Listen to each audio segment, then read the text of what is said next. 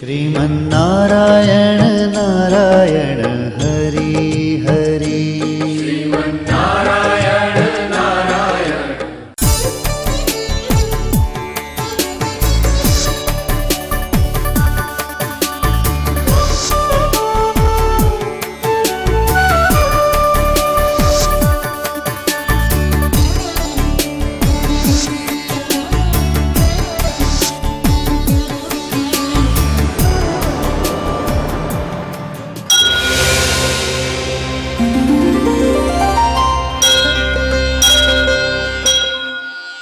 ఈ కార్యక్రమం సమర్పిస్తున్నవారు అవార్డు గ్రహీతల మొట్టమొదటి ఏకైక original Thanjavur art academy, Kalasri Thanjavur art academy, door number 1164, near Panjagutta colony signals, Srinagar colony X road నుండి 9వ బిల్డింగ్, ఇండియన్ ఓవర్సీస్ బ్యాంక్ ప్రక్కన, హైదరాబాద్ 73. Website www.kalasriarttemple.com। श्रीमन्नारायण नारायण हरि हरि श्रीमन्नारायण नारायण हरि हरि श्रीमन्नारायण नारायण हरि हरि श्रीमन्नारायण नारायण हरि हरि। కనపడని సర్వదేవతల చిత్రాలను కనుల ముందు సాక్షాత్కరింపచేసే దైవాంశ కళ చిత్రకళ. పుట్టుకతో మాత్రమే వచ్చే అరుదైన చిత్రకళను రత్నశాస్త్రం, నాడీశాస్త్రం, వర్ణశాస్త్రం, వాస్తు, జ్యోతిష్య, సాముద్రిక లక్షణాలన్నింటితో క్రోడీకరించి బ్రహ్మి ముహూర్తంలో నక్షత్రయుక్తంగా దేవీ దేవతల అదృష్ట చిత్రాలను చిత్రీకరించటం కళాశ్రీ కేశవ గురుస్వామి ప్రత్యేకత. వీరి తండ్రిగారైన గురుస్వామి సిద్ధయోగి శాస్త్రీయ చిత్రకారుడు కావటం చేత వారి నుండి వారసత్వంతో గురు శిష్య పరంపర సంప్రదాయ పద్ధతిలో యోగా, చిత్రకళను తీవ్ర సాధన చేసి వాటిని అభ్యసించారు. అంతేకాక తమిళనాడు ప్రభుత్వం నుంచి 9 డిప్లొమోలు మరియు దరిదాపు అన్ని రాష్ట్రాల నుండి జాతీయ స్థాయి అవార్డులు, రివార్డులు అందుకోవటం ఎంతో విశేషం. వీరి సంతానం కూడా చిత్రకారులే కావటంతో పాటు వీరు కూడా అవార్డ్స్ గ్రహీతలే కావటం మరో విశేషం. వీరి కుటుంబంలోనే పద్మశ్రీ, కళాశ్రీ అవార్డుల పంట పండింది. ప్రభుత్వం వారు వీరి ప్రతిభను గుర్తించి గురు శిష్య పరంపర చిత్రకళా పీఠానికి గురువుగా నియమించారు. కళాశ్రీ కేశవ గురుస్వామి చందమామ, బొమ్మరిల్లు వంటి అనేక పత్రికలకు చిత్రకారునిగా పనిచేయటమే కాక జాబిల్లి అనే మాసపత్రికకు చిత్రకారునిగా, సంపాదకుడిగా, ప్రచురణకర్తగా తన ప్రతిభ పాటవాలను ఆనాడే చాటుకున్నారు. సిరి సంపదలను ప్రసాదించే అదృష్ట వాస్తు చిత్రాలను చిత్రీకరిస్తూ వీటిలో అదృష్ట ముద్రలను, అదృష్ట సంకేతాలను జోడించి క్రోడీకరించి త్రికళా చిత్రాలను అందరి పూజా గదులలోనూ మరియు వాస్తుపరంగా దేవతల చిత్రాలను వీరికున్న అరుదైన చిత్రకళాయోగ సాధనతోనే బ్రహ్మి ముహూర్తంలో చిత్రీకరించి అందరికీ అందజేస్తారు కళాశ్రీ కేశవ గురుస్వామి. త్రికళా జ్ఞానంలోనికి సుస్వాగతం. श्रीमन्नारायण नारायण हरि हरि श्रीमन्नारायण नारायण हरि हरि श्रीमन्नारायण नारायण हरि हरि श्रीमन्नारायण नारायण हरि हरि। ముఖ్యంగా మీనరాశి అని మత్స్యావతార విశేషం గురించి తెలుసుకుంటున్నాం. ప్రాణకోటి ఆవిష్కరణ ప్రారంభం ప్రపంచంలో మీనావతారముతోనే ప్రారంభమైంది. ఆ జలతత్వము నుండే, మీనతత్వము నుండే శ్రీహరి అనుగ్రహముతో సృష్టి ప్రారంభమైంది. అటువంటి మీనరాశి జలతత్వములో బలమైన అనుగ్రహ తత్వాన్ని మనకు తెలియచేస్తుంది. ముఖ్యమైన త్రికోణములో మొదటి కోణము పూర్వభాద్ర ఒక పాదము, అదే 4వ పాదము. తక్కిన 2 నక్షత్రములు 4 పాదములు ఉన్నాయి. ఆ 2 నక్షత్రములు ఏంటంటే ఉత్తరాభాద్ర, రేవతి. 2 దేవగణములే. మీనరాశి అన్నదే అద్భుతమైన ఆ దేవగణ తత్వంతో ఉన్నది. మీనవతార అనుగ్రహం కలది. కానీ ఈ మీనరాశి వారికి కాళ్లకు దగ్గర దగ్గర 8 చక్రాలు ఉంటాయి. ఏ పని లేకున్నా నిత్యం బిజీగా తిరిగేస్తుంటారు. దానిలో మొట్టమొదటిది పూర్వభాద్ర. ఈ పూర్వభాద్ర కాస్త బద్ధకస్తులుగా ఉంటారు, లేకుంటే అతి వినయస్తులుగాను ఉంటారు, లేకుంటే నిండు కుండల తొణకరు బెనకరు. ప్రతి విషయంలోనూ ఆచి తూచి అడుగు వేస్తుంటారు. ఎందుకంటే పూర్వభద్ర గతాన్నంతా భద్రంగా మనసులో దాచుకునేవారే కానీ బయట పెట్టరు. ఈ పూర్వభాద్ర నక్షత్రం వారు ముఖ్యంగా పూజించవలసినది ఆ కుబేరుడిని. కుబేర చిత్రాన్ని ఉత్తర దిశకు పెట్టి త్రిమధురము, పాలు, తేనె, చెరుకు రసము. కొన్ని సమయాల్లో చెరుకు రసము దొరక్కుంటే బెల్లం పానకము కూడా సమర్పించవచ్చు. ఓం వైశ్రవణాయ నమః అని బుధవారం రోజు ఆ త్రిమధురం సమర్పించి ప్రార్థించితే అందులోని నవముద్రలు అనుగ్రహ తరంగాలై కుబేర లక్ష్మి యొక్క కరుణా కటాక్షం కలిగి తీరుతుంది. కుబేర లక్ష్మిని గురించి ఇంతగా ఎందుకు చెబుతున్నానంటే అందులో కామధేనువు కోరినవి ఇచ్చేది, కల్పతరువు కోరినవి ఇచ్చేది, కుబేరలక్ష్మి కోరినంత ధనాన్ని ఇచ్చేది. కుబేరుడు వెంకటేశ్వరుడికే వడ్డీకి డబ్బులు ఇచ్చినవాడు. ఇక ఆయన పక్కనున్న చిత్రలేఖ ఒక గృహాన్ని సువర్ణ వర్ణముతో మంచి లక్ష్మీకర తరంగాలతో నింపి ఆ ఇల్లుని కళకళలాడేలా చేయగలిగేది. వారికి అటూ ఇటూ ఉన్న యక్షులు కోరినవి ఇచ్చేవారు. ఆయన కూర్చున్న అశ్వము పంచకళ్యాణి లక్ష్మితో పాటు పుట్టినది. ఆయన ముందున్న కమలముపై, ఎర్రటి కమలముపై మత్స్య యంత్రం ఉంటుంది. ఆ మీన తత్వముతోనే వీరు ఆరాధించాలి. ఆ మీనం ఒక్కటే కాదు, ఆ మీన మత్స్య యంత్రము కింద కుబేర యంత్రం ఉంటుంది. ఆ యంత్రము, మత్స్య యంత్రము ఒక్కటే కాకుండా నవనిధులు ఉంటాయి, నవధాన్యాలు ఉంటాయి. ఇలా అనేక ముద్రలు అందులో దాగి ఉంది. ఈ పూర్వభాద్ర నక్షత్రం వారు నిజమైన స్వర్ణవర్ణ చిత్రాన్ని తీసుకోగలిగి ఉత్తరాన ప్రతిష్ఠించగలిగితే తప్పకుండా ఆ కుబేరలక్ష్మి యొక్క అనుగ్రహానికి పాత్రులవుతారు. ముఖ్యంగా పూర్వభాద్ర నక్షత్రం వారు పూర్వం జరిగిపోయిన దాన్ని గురించి ఆలోచించకుండా, వర్తమానాన్ని కూడా కాకుండా భవిష్యత్తును గురించి ఆలోచించి ముందడుగు వేయాలి. ఎందుకంటే నిత్యం వీరు గాల్లో మేడలు కట్టుకుంటూ ఏవేవో ఊహించుకుంటూ నాకు ఏ రోజో ఒక రోజు లాటరీ టికెట్ కొట్టకుండా మానదు, నేను ధనవంతుడిని అయిపోతాను, ఆ రోజు నేనేంటో నిరూపిస్తాను అని గాలి మేడలు కట్టుకుంటూ ఊహాలోకాల్లోనే జీవిస్తుంటారు. శ్రమ పడాలంటే కాస్త బద్దకిస్తారు. అదే శుక్రుడి అనుగ్రహం ఉండి, గురువు యొక్క అనుగ్రహం ఉండి, బుధుడి యొక్క అనుగ్రహం ఉంటే తప్పనిసరిగా వీరు పట్టుదలతో మంచి ఉన్నత స్థాయిలో ఉంటారు. ఆ శుభగ్రహాల దృష్టి పడితే ఎటువంటి వారైనా మార్పులు కలిగి పూర్వజన్మ పుణ్యఫలం వల్ల అభివృద్ధిలోకి వస్తారు. అందరూ ఇలాగే ఉండాలని లేదు, ఇవన్నీ సర్వసాధారణమైన విషయాలే. గ్రహాల దృష్టిని బట్టి, వారి వారి పూర్వజన్మ కర్మని బట్టి ఇవన్నీ జరుగుతుంటాయి. అటువంటి కర్మదోష నివారణ చేసుకోగలిగితే మనం ధన్యులమవుతాం, అన్నింటా విజయాన్ని సాధిస్తాం.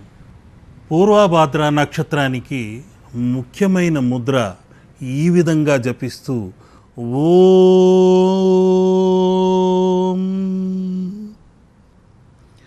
వం శం సహ పూర్వాభాద్రాయై నమః.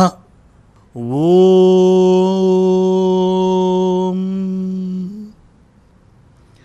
వం శం సహ పూర్వాభాద్రాయై నమః అనుకుంటూ వెంకటేశ్వరుడి చిత్రం ముందు కానివ్వండి, కుబేరుడి చిత్రం ముందు కానివ్వండి జపించి చూడండి. తప్పనిసరిగా కనకదార పంట మీ ఇంట కురిసి తీరుతుంది. మరొక్క మారు ఆ మంత్రం గురించి చెప్తున్నాను. ఓం వం శం సహ పూర్వాభాద్రాయై నమః.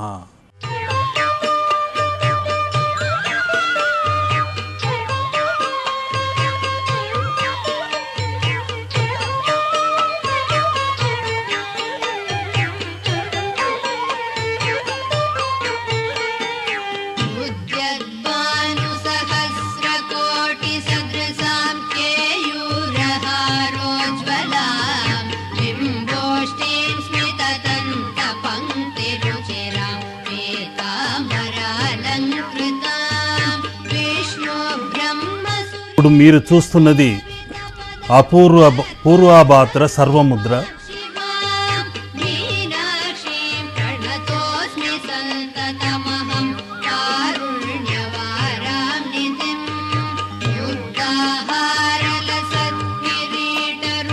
ఈ హస్తముద్ర నుండి లక్ష్మీకరమైన తరంగాలు మీకు అందాలని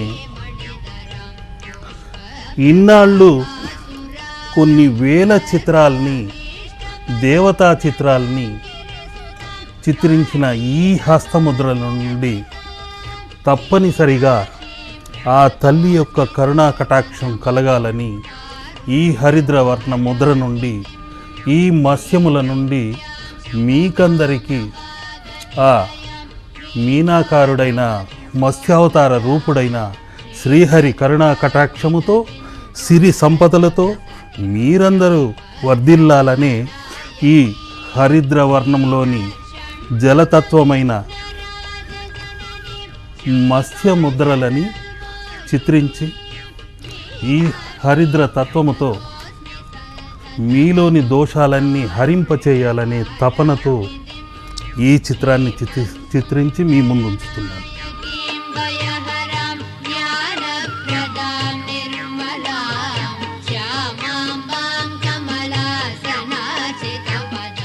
ఈ హస్తమత్స్య ముద్రలు మీలోని దోషాలన్నీ తొలగించాలని ఆ బ్రహ్మ రాసిన ఆ హస్తరేఖ లిపి ద్వారా మీకందరికీ అదృష్ట తరంగాలు, ఈ భక్తి తరంగాల నుండి మీ ఇంట ప్రవేశించి అతి శక్తివంతమైన ముద్రలు మీకు అందచేయాలన్నదే నా తపన, తపస్సు.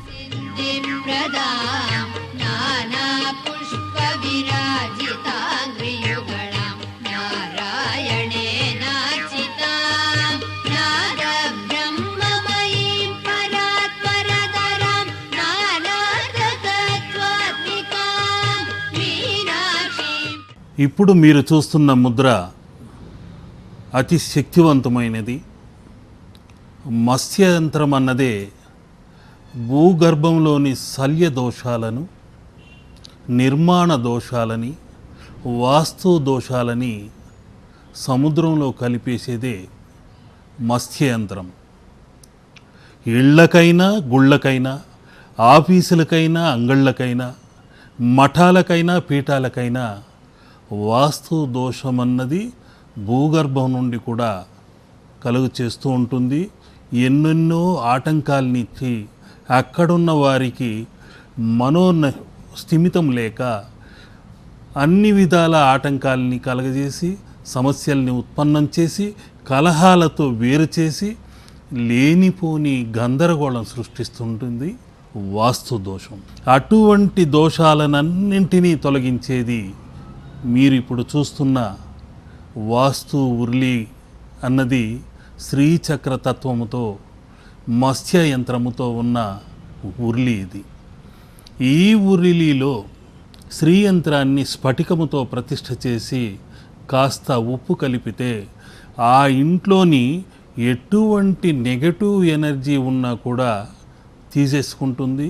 అందరిలోనూ పాజిటివ్ ఎనర్జీ అన్నది అందచేస్తూనే ఉంటుంది. ఆ మత్స్యంత్రంలోని శ్రీయంత్రంలోని శక్తి అలాంటిది. అందుకని ఈ మీనరాశి వారికే కాకుండా ప్రతి ఒక్కరికి మీనతత్వముతో ఉన్న ఈ వాస్తు మత్స్యంత్రము శ్రీయంత్రము తప్పనిసరిగా దోష నివారణగా ఉంటుంది. ఈ విధముగా రెండు చేతులను జోడించి పాజిటివ్ నెగటివ్ అనే తరంగాలని విద్యుత్ తరంగాలని ఉత్పన్నం చేసి ఈ మత్స్యముద్రని ఇలా తీసుకొచ్చి ఈ చేతులను రెండింటిని ఒక్కటిగా సమ్మేళనం చేసి ఈ మత్స్యముద్రతో మనం ఇంట ప్రతిష్ఠిస్తే తప్పనిసరిగా ఈ మత్స్య వాస్తు ముద్ర వల్ల ఎటువంటి దోషములున్నా ఆ ఇంట ఉండే మలిన దోషాలు పాపదోషాలు అన్నీ తొలగిపోతాయి. ఈ త్రికళాజ్ఞానము ఈ ముక్కోణము శివకోణమై ఇలా శక్తి కోణమై రెండు రకములుగా శివశక్తి కోణములతో ప్రపంచం మొత్తం త్రికోణ తత్వంతోనే ఉంది. భూత భవిష్యత్ వర్తమాన కాలాలన్నవి కూడా త్రికోణ తత్వముతో ఉంది. ఒక రాశికి కూడా 3 నక్షత్రాలన్నవి తప్పనిసరిగా ఉంటాయి. అంతేకాకుండా ఒక రాశిని త్రికోణాల్ని 3 కోణాలుగా కత్తరించి వేరు చేస్తే మళ్ళీ 9 భాగాలు అవుతుంది. ఆ 9 కోణాలే 9 పాదములు. ఆ 9 పాదములు లెక్కిస్తే 12 రాశులను కూడితే 108 పాదాలు వస్తున్నాయి. మన సంస్కృతిలో దాగిన మహోన్నతమైన అద్భుతమైన తత్వం ఇది. అందుకని ప్రతి మంత్రం ప్రతి నామావళి 108 అన్న సంఖ్యతో ప్రారంభిస్తుంటాం. ఆ 108 అన్నది అతి శక్తివంతమైనది, పగలు చీకటికి సంబంధించినది. 1 అన్నది సూర్యాంశం, 0 అన్నది మన యొక్క గోళము, ఈ విశ్వము, ప్రతిదీ శూన్యమే అని తెలియచేసేది. మరొకటి 8 అన్నది చీకటి తత్వము, శని యొక్క తత్వము. ఒకవైపు 1 సూర్యుడు, మరొక వైపు ఛాయ. 1 8 మధ్య శూన్యం, అంతా మాయే. ఈ జీవిత కాలచక్రంలో ఈ త్రికోణ తత్వముతో ఇంకా అనేక సంకేతాలు ముద్రలు ఎన్నెన్నో ఉన్నాయి. అటువంటి వాటిలో ఈరోజు మీనావతారముతో ప్రారంభిద్దాం. ఆ త్రికళా జ్ఞానాన్ని వారం ఒక వరంగా మీకు ఆ తల్లి అనుగ్రహిస్తూ వస్తుంటే నేను చెబుతున్నానంతే. ఇందులో ఏమాత్రం నా యొక్క జ్ఞానం కాదు, ఆ దేవతలు ఇచ్చిన ముక్కోటి దేవతలు ఇచ్చిన అనుగ్రహాన్ని మీకు అందిస్తున్నాను. ఓం నమః శివాయ. ఇది త్రికళా జ్ఞానంలోని ముఖ్యమైన త్రికోణము. ఈ త్రికోణము ఒక త్రికోణము ఇలా ఊర్ధ్వముఖంగా ఉంటే అది శివతత్వము. మరొక త్రికోణము అధోముఖంగా అగమ్యంగా ఈ విధంగా కిందికుంటే అది శక్తి కోణం. ఈ రెండు కలయికల వల్లే శివశక్తుల సమ్మేళనము వల్లే ప్రతి సృష్టి కార్యక్రమం జరుగుతుందని క్రిందటి కార్యక్రమాల్లో కూడా తెలియచేశాను. ఈ షట్కోణమే సుబ్రహ్మణ్య స్వామి యొక్క అనుగ్రహ కోణము.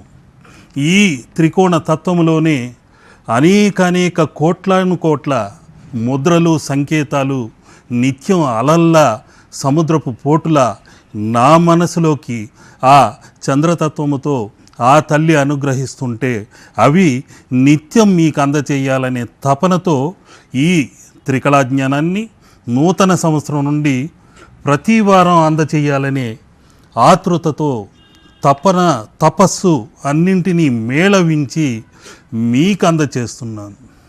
ఇక్కడున్న 3 త్రికోణములే త్రికాల జ్ఞానములు. ప్రపంచమంతా ఈ పిరమిడ్లోని అతి శక్తివంతమైన తరంగాల గురించి ఇంకా ఆరా తీస్తూనే ఉన్నారు, కానీ దాని గురించి ఇంతవరకు ఎవరు అసలైన శక్తి కేంద్రం గురించి తెలుసుకోలేకపోతున్నారు. ఆ విశ్వశక్తి, ఆ యూనివర్సల్ ఎనర్జీ అన్నది ఈ విధంగా అగమ్యంగా త్రికోణ శక్తిగా పైనుండి అధోముఖంగా ఇలా కిందికి ప్రవహిస్తుంది. ఊర్ధ్వముఖంగా మనకు కనిపించేది ఈ పిరమిడ్ మాత్రమే. ఈజిప్ట్ పిరమిడ్ అయినా సరే, మన అంగారక ముద్ర అనే పిరమిడ్ అయినా సరే, ఈ త్రికోణం అన్నది శక్తివంతమైనది, అగ్నితత్వమైనది, జ్యోతితత్వమైనది. ఇటువంటి ముల్లోకాల త్రిమూర్తుల త్రికోణాల్లో ఆ ఊమా అన్న 3 శక్తివంతమైన అక్షరాలు దాగి ఉన్నాయి.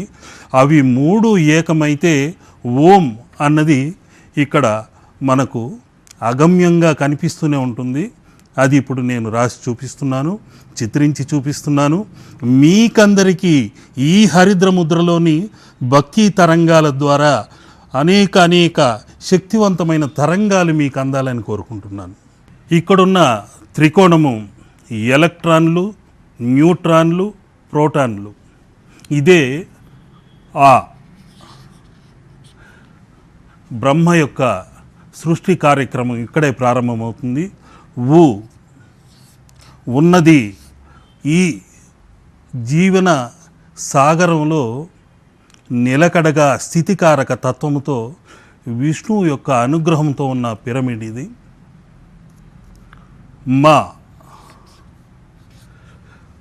మా అన్నది 2 పెదవులని బంధిస్తే లోపల ఆ శబ్ద తరంగాలు బంధించబడి లయమవుతుంటాయి. అటువంటి లయతత్వముతో ఉన్నదే ఈ త్రికోణం. నిత్యం ప్రపంచమంతా ఈ ఆ ఊ మా అనే కాలచక్ర శబ్ద తరంగాలు పరిభ్రమిస్తూనే ఉంటాయి. ఇవి త్రిమూర్తి సంకేతాలు, త్రిశక్తి సంకేతాలు, త్రికాల సంకేతాలు, భూత భవిష్యత్తు వర్తమానాలు.